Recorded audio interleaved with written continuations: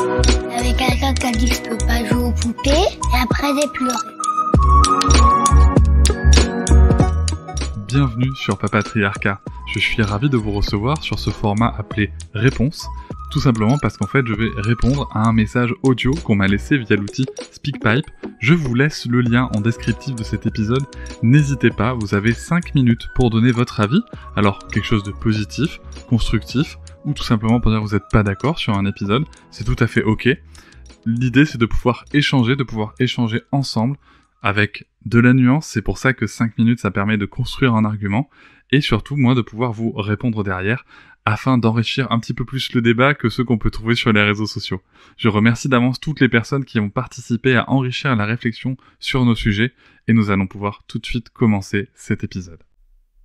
Coucou Cédric, j'en suis à l'épisode 35 du journal de papa et il y a un truc là qui vient de me toucher parce que c'est exactement ça chez nous et que je sais pas si ma version va t'apporter un petit peu des réponses, mais tu parles de la vulnérabilité chez les hommes qui est pas acceptée tout le temps ou pas du tout parfois chez les femmes, et en fait je me rends compte que chez moi c'est un peu le cas et parfois beaucoup le cas parce qu'en fait mon mari est très très très sensible. Il a toujours exprimé ça, voilà, de manière naturelle. Mais en fait, avant, moi, je le soutenais vraiment énormément là-dedans. Je lui disais que voilà, il pouvait s'exprimer, que c'était comme ça et tout. Et en fait, je ne sais pas, mais depuis que on a les enfants, pour moi, c'est beaucoup plus difficile d'accepter parce que je passe beaucoup d'énergie à accompagner les émotions des enfants et que du coup, je me dis que les siennes sont difficiles pour moi à accompagner. Et que je ne sais pas si c'est une question d'énergie ou une question vraiment ancrée dans la tête de se dire bah non, là, voilà, il y a les enfants, de temps en temps, prends un peu sur toi. Je pense que c'est une question d'énergie, mais ma foi, je ne sais pas si vraiment c'est que ça. Mais en tout cas, quand il se rend vulnérable, quand il se montre inquiet et tout ça, j'essaye aussi de l'accompagner et de dire aux enfants que c'est normal, qu'il a le droit et tout.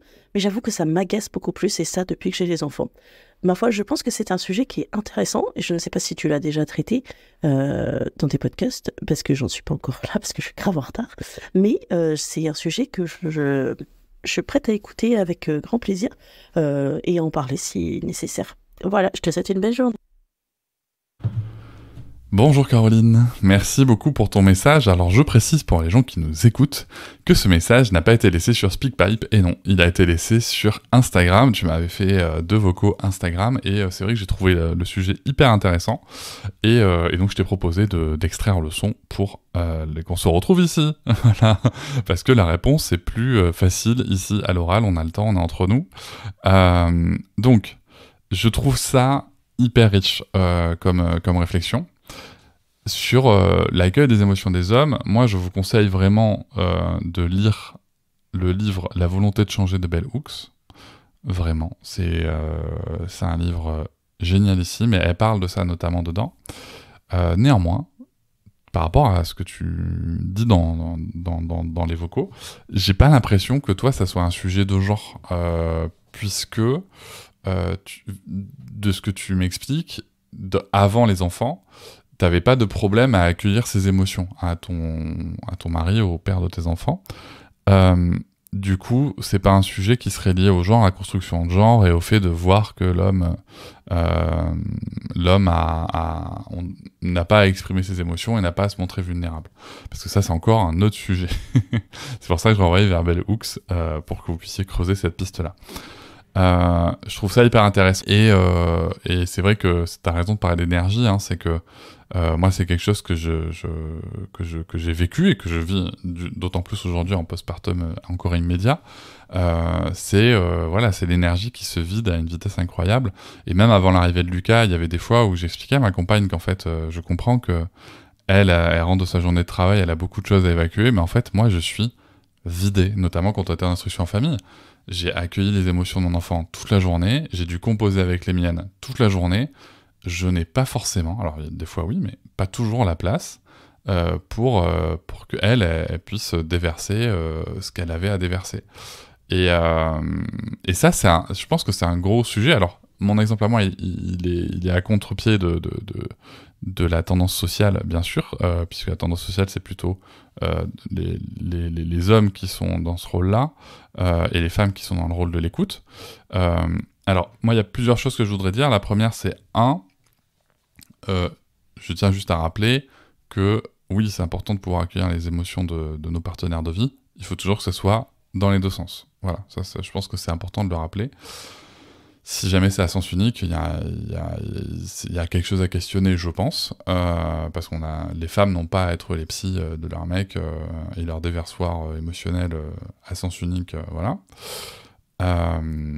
Sinon, je trouve que ça fait une charge psychologique supplémentaire, et force est de constater qu'il y a des études qui sont réalisées là-dessus et qui montrent que c'est le modèle majoritaire, malheureusement.